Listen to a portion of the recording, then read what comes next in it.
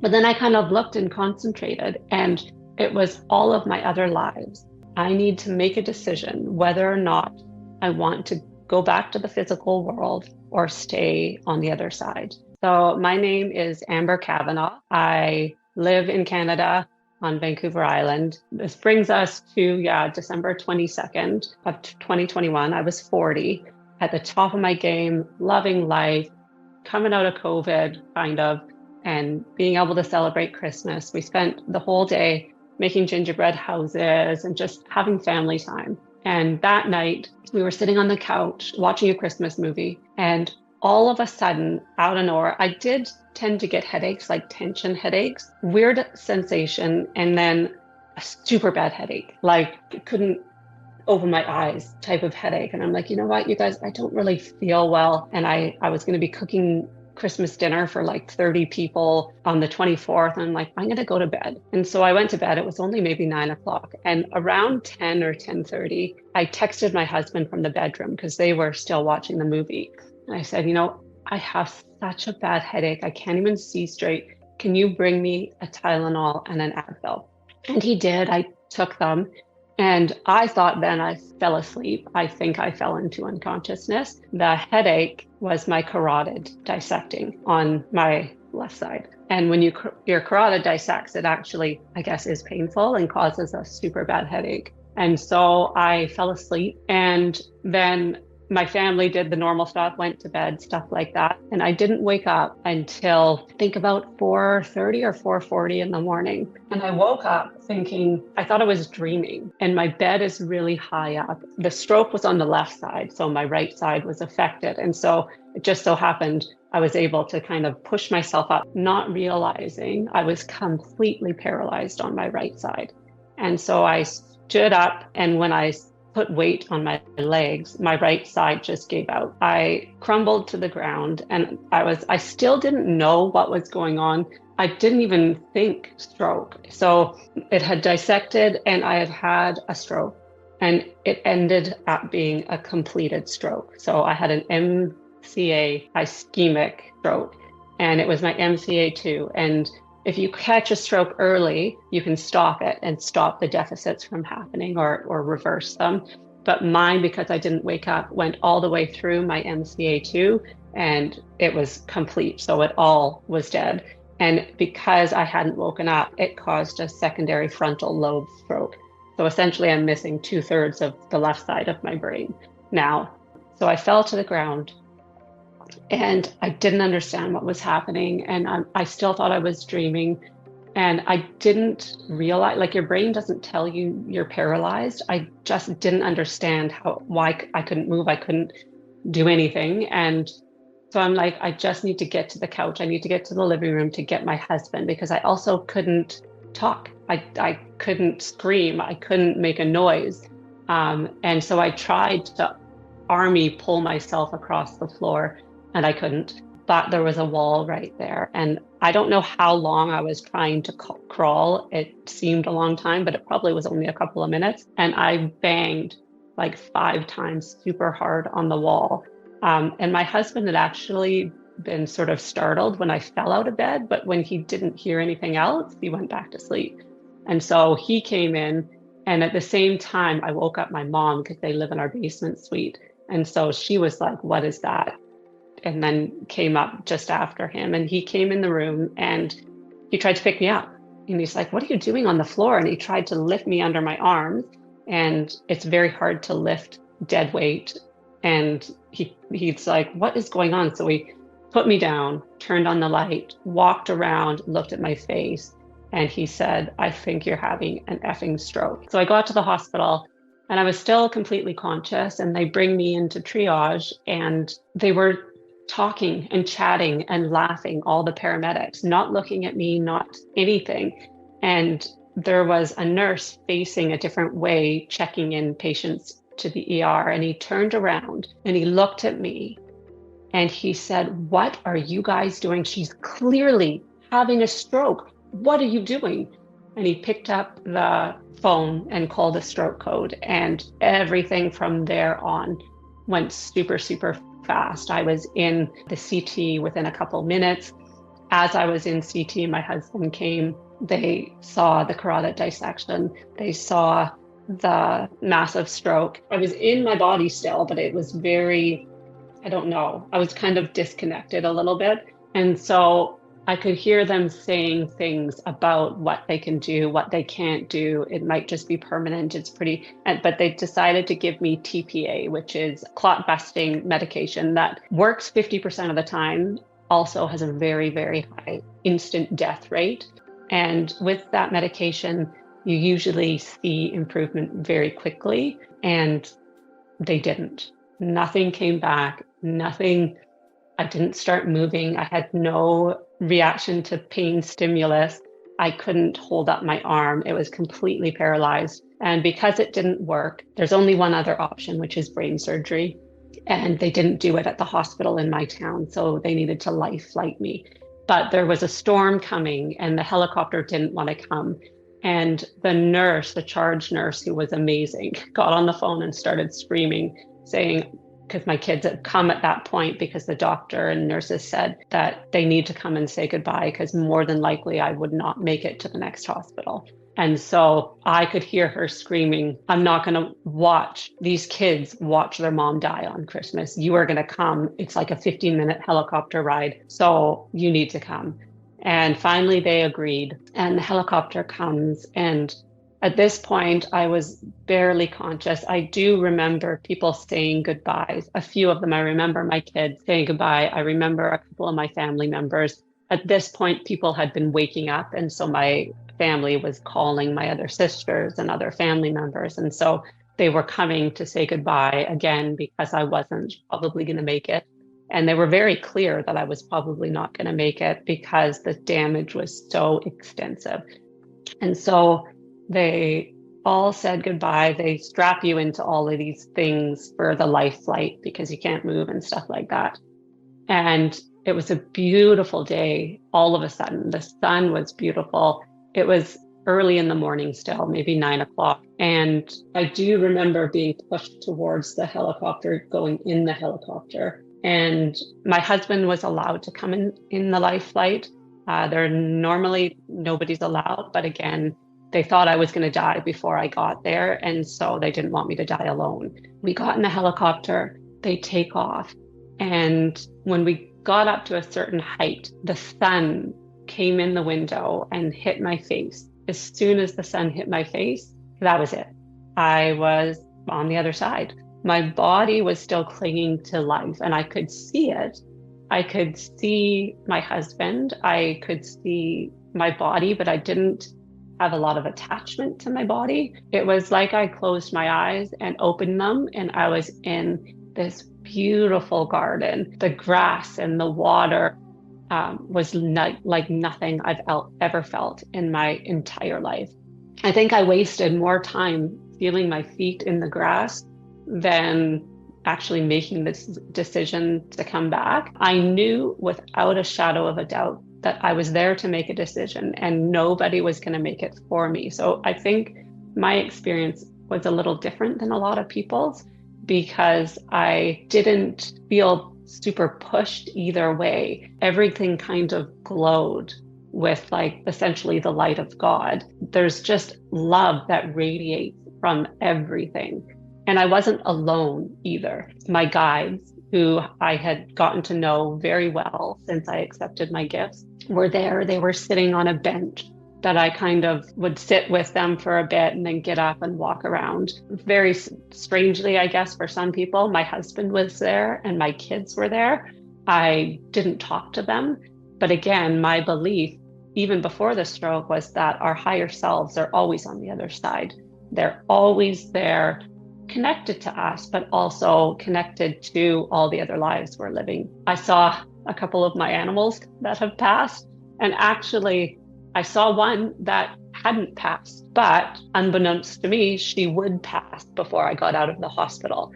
My mother-in-law, who passed away in 2011. And then to the side, kind of, there was a huge group of people, dozens and dozens and dozens, maybe even hundreds. And I was like, well, that's weird. Like, I don't think I know them. But then I kind of looked and concentrated, and it was all of my other lives. there to support me. Again, we're all kind of one, so we can look separate, but we're not actually separate. And so my guides were super helpful, and they said, I need to make a decision whether or not I want to go back to the physical world or stay on the other side. And I was very aware that this beautiful garden, although part of the other side, is kind of like an area where you can go when you're still human or attached to a human body. And I knew that if I died, I would go to a different place, but I wouldn't change the garden for anything. The other thing that's kind of interesting in a human way is I looked like the best version of me. I was 40 at the time, but I looked 25. I was wearing a beautiful white eyelet dress. I had no wrinkles, and I had no flaws, no weight, like heaviness to me. And I had no pain, even though my physical body at this time was still in the helicopter. I was clinging to life. They were trying to keep me alive to get me to the next hospital to have brain surgery. But my guides showed me what was going to happen with either choice. And once I got there, I knew everything. I understood everything. Every choice I had ever made in my life made sense. Everything that I had ever regretted as a human or things that I had done to hurt people made sense. There was no question. There's just an all-knowing that your life was planned to learn.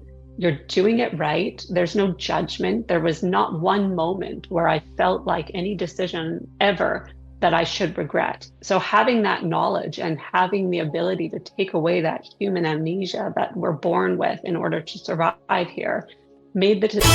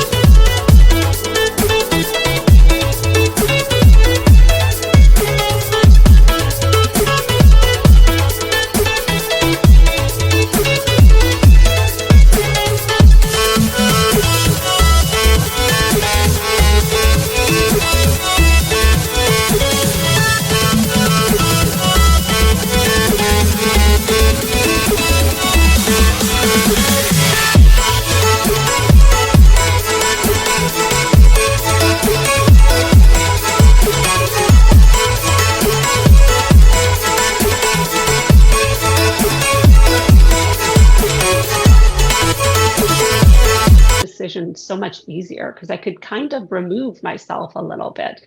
And they showed me what my kids' life and my husband's life would look like if I didn't go back. And I still didn't feel sad because I knew innately that they would have chosen and planned that as well. They showed me what I would do if I did go back. I would write books and I would speak to very important people about the gift that we're giving or given to learn. And they showed me that 18 months after the stroke, I would be able to learn a lifetime's worth of patience to prepare me for what was coming. But they also told me that 18 months, especially the first 6 or 8, would be the hardest time I have ever lived. And I have not had an easy life at all, full stop. I've had a really difficult life. But again, you're kind of removed from that. Like, okay, yeah, it's going to be horrible, but like everything feels so wonderful here. I can handle that. I didn't really realize what it would feel like to be completely paralyzed and not be able to talk. At the time, my body was paralyzed and I was not verbal. I wouldn't be able to eat or drink or go to the bathroom, but I still didn't feel like I had to do something one way or another. they really let me just sort of look at all options and try to figure out what would be the most comfortable for me. There was a bit of a guiding energy of God. I didn't see God. I know a lot of people think God's an old white man. He's definitely not. God is more of an energy. And something else that was interesting was that there were no words. Everything was telepathic. You just knew as soon as you were there, that need to only hear things was gone. It felt like I was there 50 years. I know I wasn't. It was minutes. It was in the helicopter until I landed, got in the next hospital, and then I had a grand mal seizure because of my brain swelling. And my guide said, if you are going to die, you're going to have this seizure, and they're going to try to resuscitate you, get you back. You'll go back and forth a little bit, and then you were going to actually die at 12:22 on December 23rd. And so that was my physical time frame. Again, I was still alive. I just wasn't attached at all to my body. I was on the other side. And when I finally made the decision that I'm going to come back, again, nobody pressured me. They just showed me my past, present, and future with either choice. I decided to come back. And in the instant I made the decision, I was out of the garden. And that was it. And I'm like, what?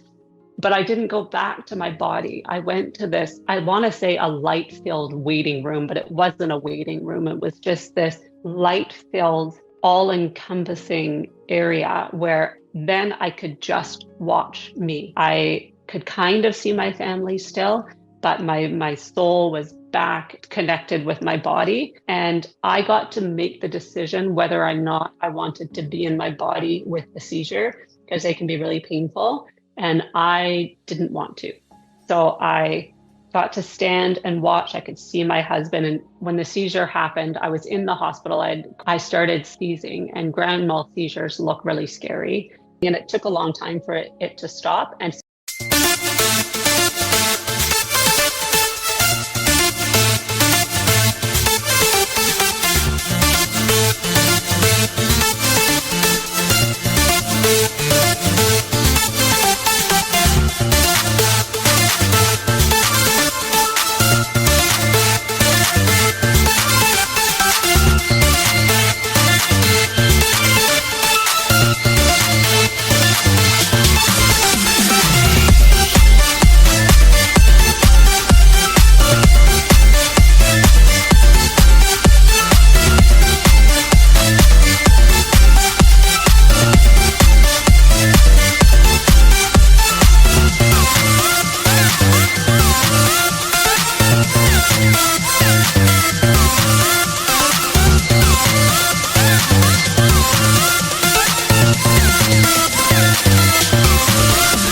I watched that happen. And as soon as the seizing stopped, your body goes into almost like a comatose state. You fall asleep really deeply. And that's when I joined back to my body. I was in the light-filled waiting room, and then I wasn't, and I was fully in my body. And that was it. It was kind of blackness and pain, I think. And so it then was a waiting game. The doctor came in and said, we brought her here for brain surgery, but after seeing the MRI, the brain surgery is not going to help her. The damage is too extensive. We could maybe go in and take the blood clot from the small stroke, but there's a huge chance, like 70+% chance, that doing that will cause a stroke on the other side of her brain, and she'll die anyways. And miraculously, I didn't die in that first 24 hours. So they moved me from the ICU. So over the next couple of days, and the neurologists and the doctors all said, this is her. This is going to be her life. She's going to need continuous care. I had a catheter. I couldn't eat. I was being fed through my nose down a tube, and it was horrible. I couldn't walk. I couldn't go to the bathroom. I couldn't, turn over to not get bed sores. And they were very realistic that I'll probably be in the hospital for a long time, try to get some rehab or move me to a rehab facility to try to get something, but more than likely this is going to be her forever. And then hour after hour, I started stalking them. And on, I think, December 27th, I walked for the first time, walked to the bathroom. Going to the other side, I would like to say that that was the most exciting time in my life because I've never felt more peaceful or more wonderful or more grounded or more belonging. I just want to let people know that we get to choose. We get to choose what we learn, and we come here to learn. On the other side, everything is love. There is nothing else. So, in my view and what I've seen, there's no hell, there's no punishment, there's no judgment. So the only thing that happens there is love. We come here to experience everything else. So the reason we're here is to learn. Your human self doesn't choose. That's chosen before you come here. And we get to choose exactly how we learn and how we experience our lives. The learning and where we focus that learning is what makes us move forward. So it's not punishment. It's not, God or your guides on the other side saying, oh, ha, here you go, have this. You suck. Have fun trying to walk through that. No, it's your guides and God and everyone you love saying, we know you are strong enough to walk through this life. We're going to walk beside you as you learn these lessons. If you ignore the lessons, they'll keep throwing them at you. So try to focus on what the lessons are. That's why we're here. We are here to learn.